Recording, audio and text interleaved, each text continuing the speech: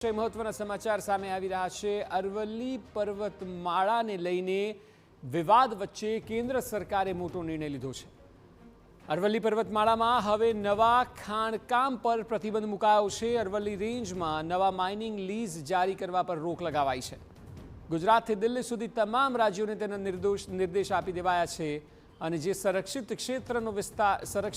ક્ષેત્રનો વિસ્તાર કરવામાં આવશે અને અરવલ્લી માટે ICFRE બનાવાશે, નવો ખાણકામ પ્લાન બનાવશે અને અગાઉથી ચાલુ ખાણો સામે પણ કડકાઈ હાથ ધરાશે।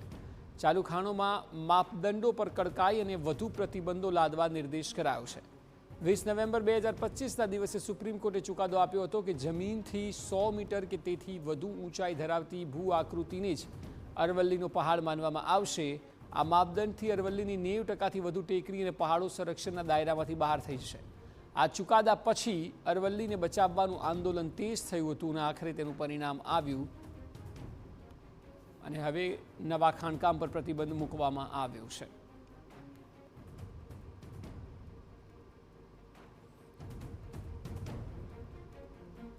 અરવલ્લીની પર્વતમાળા જેટલા રાજ્યોમાં છે તે તમામને નિર્દેશ આપી દેવામાં આવ્યો છે। ચાલુ ખાણો પર પણ કડકાઈ વધશે।